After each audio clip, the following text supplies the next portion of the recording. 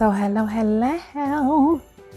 Happy Vlogmas Day 14. But before I start that, let me finish this. Yesterday you saw what the little one was doing, and here's the completed tree that Grandma and I finished, and she probably won't be too happy when she comes in and sees it, but Grandma wanted the tree done, so the tree is done, and here she is. Okay, now on with day 14. Hi, this is Evolving with Etta. Day 14, Vlogmas Day 14. I wanted to talk about how in life we must lead with kindness, because kindness makes the world go around. I know they used to say money makes the world go around. You still need money, but in this world that we're living in today, kindness is queen. So let's get right into it. I wanted to talk a little bit about how you can relate to the very young, teeny tiny people of the world, as well as the elderly people in your life. You have to have patience. You have to always be prepared to lead with patience. I say that all the time, that you need to know exactly who it is that you are talking to, dealing with, and receiving responses from. When we're interacting with the little people of the world, the 7-year-olds or the 5-year-olds, they see the world very differently because they're so innocent and they're still in the learning process, and they need to know and be taught a lot. They need lots of guidance. They need lots of hand holding, lots of nurturing. Now, the elderly, the older people of the world need your patience because they've been through so much and they're tired of who they're used to being. But in a world that no longer exists, it's difficult. When you get older, you're not used to not being able to do as you always did. You're not able to move as agile as you did before. You're not able to think as quickly. You're not able to just complete the things that you used to do in the drop of a dime. So people have to have patience when dealing with someone older, because it's not an easy process getting older. I feel that when we're in the middle of activities and when we're in the middle of things that we're used to doing, and you have to pay attention to this person not being able to do it as quickly or as efficiently as they used to, frustration can become an issue when someone older is trying to attempt to go through the process of something that they're used to doing that they're just not able to do anymore. And when you're showing a younger person how to do these things and how to produce these things that they've never done before, or even if it's something that they have done before, they still need guidance. They need to be shown how to do these things. So you have to really have a serious amount of patience dealing with the tiny people of the world and dealing with our older, well-lived people of the world. I don't feel like I'm like in the middle of that, because I am older than, I'm more than halfway through the years that I'll live. Yes, I know. I'm just assuming that I'm not going to make it past 100. I think I'm more than 50% of my lifespan that I'm living now. So I just think it's very necessary for us to prepare I think it's very necessary for us to prepare mentally when we're dealing with the different generations.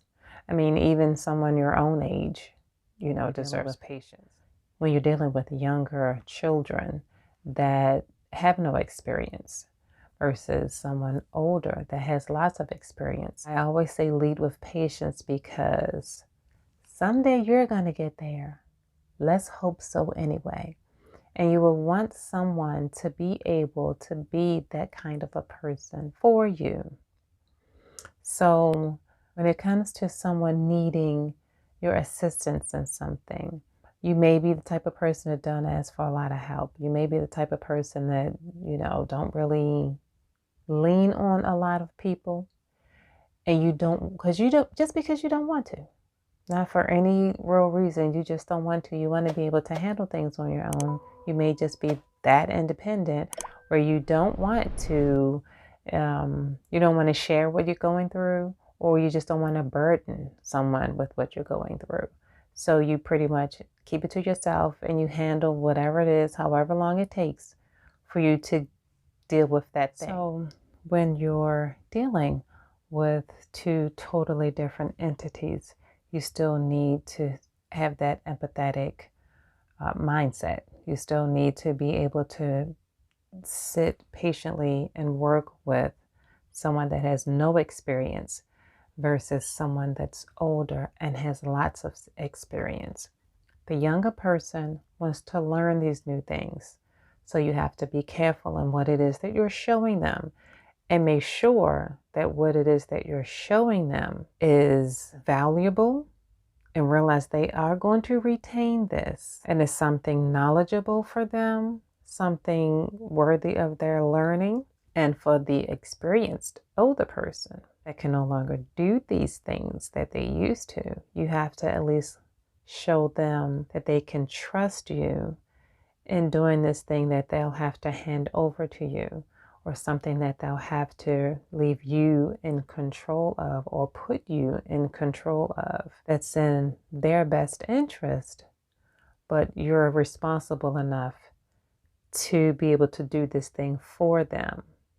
Because being an independent person, being a person that's used to having your own and doing for yourself, it's not very easy for you to relinquish all of that and to hand it over to someone and to no longer be in full control. So be very mindful when you're dealing with the little people and the older people, because it's very close similarities, but it's very different too.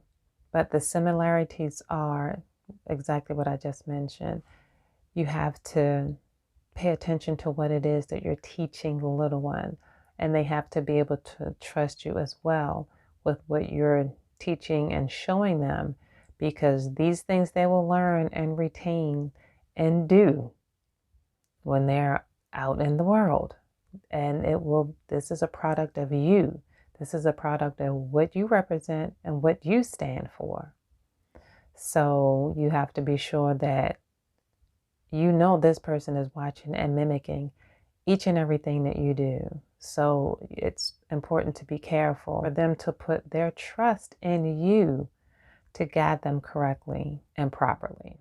And so with someone older, they need to know that they can trust you to handle things that they can no longer handle, and that you're responsible enough to receive that and to carry that act out. And if any way, at any given moment or time, that they do not feel that you're responsible enough to handle this, it will be, and even if they do see, or they are fully aware that you are completely capable of this, it still could be a fight. But as long as you are doing the proper thing that you're supposed to do, you're staying a course, and you are remaining that strong soundboard, you can't help but to see that, wow, okay, I can trust this person to handle whatever I give to them, because these things I can no longer do. Because there are things that they will have to relinquish, they will have to give up. And if you are that particular person that they can trust to receive and to do and complete these acts that they need to have done and to be taken care of, then bravo for you. Because anything worthwhile in life is not easy. A lot of things are, doable, and fine and grand and well, but anything worthwhile is not easy. You know the saying, easy come, easy go? That stands very true. So be the person that makes life easier for people.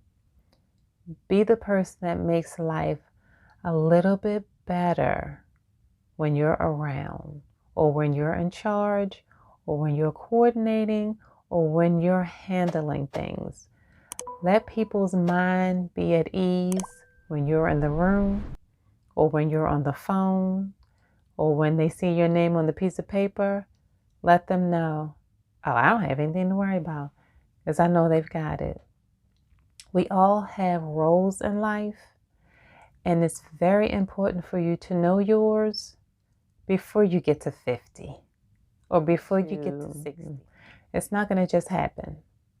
You know, some learn early, some learn late, but when you learn, be that person of value. So that's it for Vlogmas Day 14, and I will talk to you tomorrow for Vlogmas Day 15. Bye-bye.